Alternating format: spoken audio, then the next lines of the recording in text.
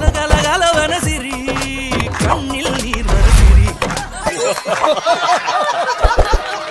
ஏற்படுகிற நல்ல அனுபவங்களை பற்றி சொன்னார். நான் நாகூர்ல இருந்தேன். ஒரு நாள் காலையில ஒரு 9 மணி இருக்கும். எங்க வீட்டு வாசல்ல ஒரு கார் வந்து நின்றுட்டு, நல்ல கார் நின்றுட்டு, அந்த டிரைவர் இறங்கி என்னென்னமோ பாக்குறாரு. அது ஒன்றும் நகர்ற மாதிரி இல்லை. அதுல வந்தவர் ஒரு பெரிய பணக்காரர், முத்துப்பேட்டையில அவர் ஒரு பெரிய பணக்காரர். எங்க அண்ணனுக்கு அவர் ரொம்ப பழக்கமானவர். எங்க அண்ணன் வெளியில வந்தவர் அவரை பார்த்துட்டார். அண்ணன் எங்க நீங்க எங்க நிக்கிறீங்க? இங்க வெளில கார் நின்று போயிட்டு, நல்ல மெக்கானிசம்லாம் தெரிஞ்சவர் தான் இந்த டிரைவர். என்னென்னமோ பண்றாரு, கிளம்ப மாட்டார். ஸ்டார்ட் ஆகும், அப்படியே நவரவே மாட்டேங்குது. எங்க வீட்டுக்கு ஒரு 4 கட்டடம் தள்ளி அந்தாண்ட ஒரு இடத்துல ரொம்ப பெரிய மெக்கானிக் ஒருத்தர், யூசுப்னு மெக்கானிக் ஒருத்தர் இருக்கார். எங்க அண்ணன் சொன்னார், இந்த இருக்கார் ஒருத்தர், நாளைக்கு வந்து பாக்குறேன். அவர் வந்தார். என்னங்க என்னார்? வந்துகிட்டே இருந்துச்சிங்க நின்றுட்டு. எது பண்ணியும் நவர மாட்டேங்குது, அது என்னன்னு பாருங்க. அவர் அந்த பேனட்டை திறந்து அப்படி பார்த்தார். பக்கத்துல நின்ன பையன்ட்ட போய், என்ன 6ஆம் நம்பர் சுத்தியல் எடுத்துட்டு வாடான்னு. அந்த சுத்தியலுக்கு ஒரு நம்பர் இருக்கு. அந்த வெயிட் எந்த வெயிட் உள்ளதுங்கிறதுக்கு அது சொல்றாரு. அவன் அதை போய் எடுத்துட்டு வந்தான். அவர் ஒரு இடத்துல போய் ஒரு தட்டினார். இப்போ ஸ்டார்ட் பண்ணுனார். ஸ்டார்ட் ஆயிட்டு. எல்லாருக்கும் ஆச்சரியம். என்னென்னமோ பண்ணான், அதை விட்டு பெருப்பினா ஒன்றும் இல்லை. இவர் வந்து ஒரு சுத்தியில எடுத்துட்டு வந்து ஒரே ஒரு தட்டினார். ஸ்டார்ட் ஆயிட்டு. இதுக்கு எல்லாருக்கும் ஆச்சரியமா போச்சு. ரொம்ப நல்லது செஞ்சீங்க, சரி உங்களுக்கு எவ்வளவு வேணும்னு கேட்டார். அந்த பணக்காரர் அவரை கேட்டார், உனக்கு எவ்வளவு வேணும்? நான் சொல்றது, இது நடந்தது 50 வருஷத்துக்கு முந்தி. அப்ப அவர் 100 ரூபா கேட்டார். 100 ரூபா அப்ப ரொம்ப பெரிய தொகை. இவர் செஞ்சது ஒரே ஒரு தட்டு தான். 100 ரூபா கேட்கிறார். அந்த பணக்காரர் கேட்டாரு, இதை ஒரு தட்டினேன், அதுக்கு 100 ரூபாயான்னாரு. அதுக்கு யூசுப் கேட்டாரு, ஏன் அதை நீ தட்டிருக்கலாம்ல?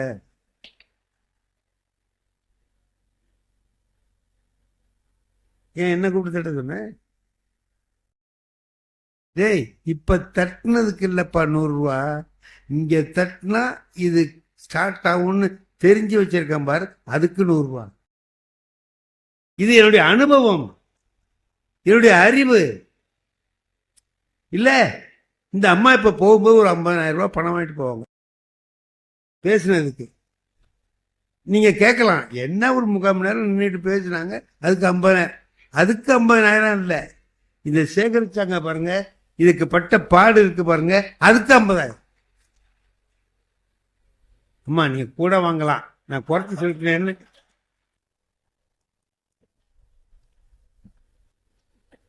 நான் குறைச்சி சொல்லிட்டேன்னு வருத்தப்படாதீங்க. இந்த பாருங்க, முருகன் சொல்றார், நீங்க சொன்னது ரொம்ப கரெக்டு, ரொம்ப குறைச்சி சொல்லிட்டீங்க, இன்னும் குறைச்சி சொல்ல. அவர் தான் கொடுக்க போறவர், அவர் சொல்லிட்டார்.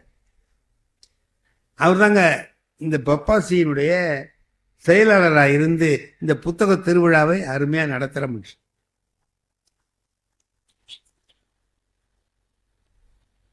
அவர் சொன்னார், இதை தட்டினதுக்கு அல்ல காசு தான் ஆண்டவன் உனக்கு இந்த தண்டனையை கொடுத்துருக்கான், பொண்டாட்டிய பறி கொடுத்துட்ட பாருன்னு எழுது. இப்ப பாரதி என்ன எழுதுறான் தெரியுமா? இந்தியா பத்திரிகையில அந்த அமிர்த பஜார்ல வந்த செய்தியை எடுத்து எழுதி, அமிர்த பஜார் செய்தது பேடித்தனம்ங்கிறான். பேடித்தனம். நம்ம எதிரியாகவே இருந்தாலும் அவனுக்கு ஒரு துன்பம் வரும்போது அதை பார்த்து சந்தோஷப்படுவது மனித தன்மையே இல்லை.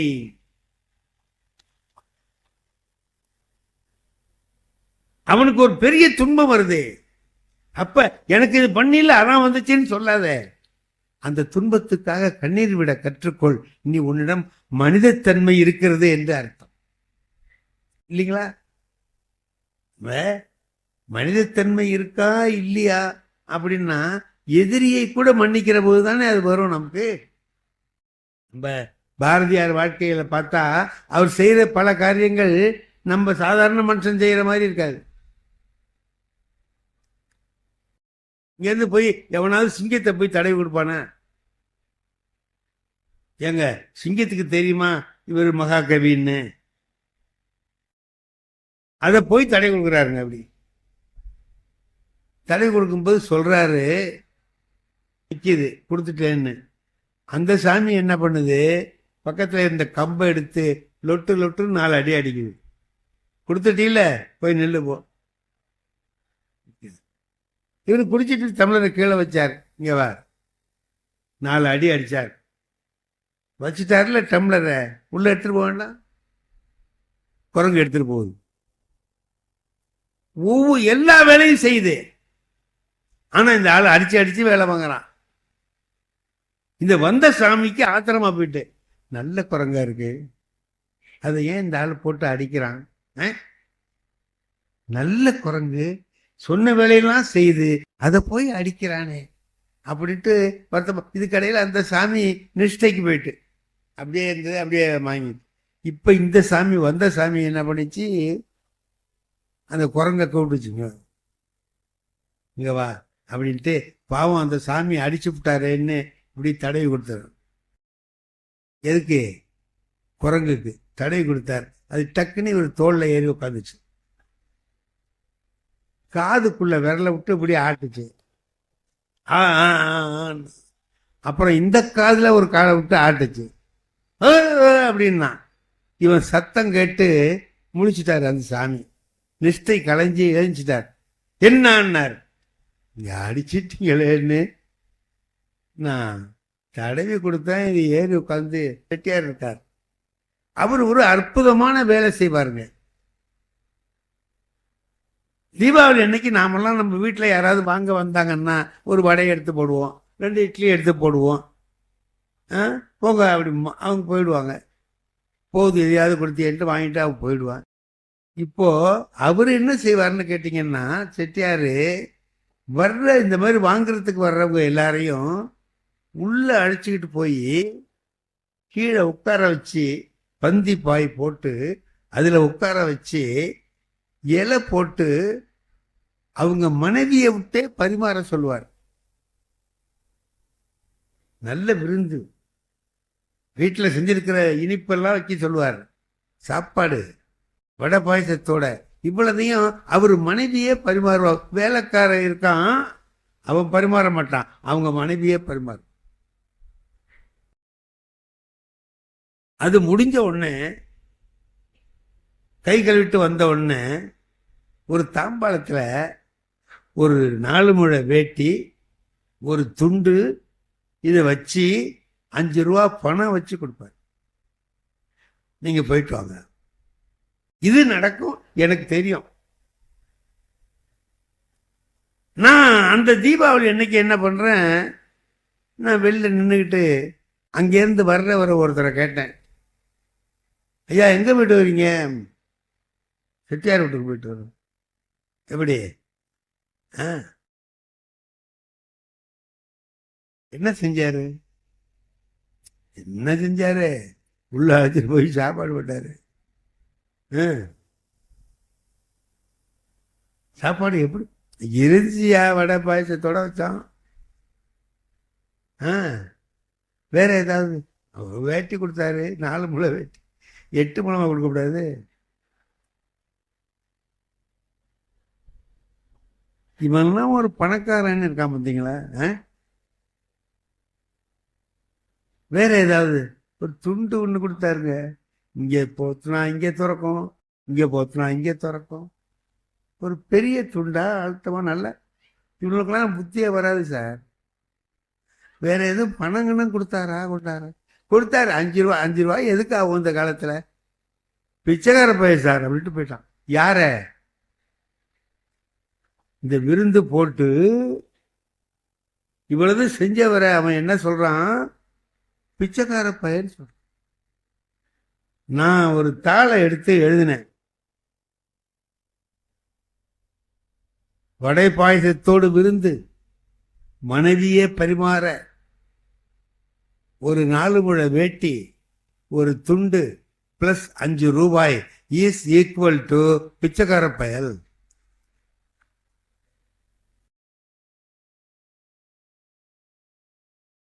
அப்புறம் ஒருத்தன் வந்தான். ஏன் எங்க எங்க இருந்து வரி என்ன சரி என்ன, அதனுடைய பெருமையை உணரல, அதை லேசா நினைக்கிறான். நமக்கு இப்படி செஞ்சாங்களே அப்படின்னு உதவிக்கலாம் செலவாகும். சரி போலீஸ்ல சொல்லிடுவோம்னா அது இன்னும் கொஞ்சம் கூடுதலா செலவாகும்.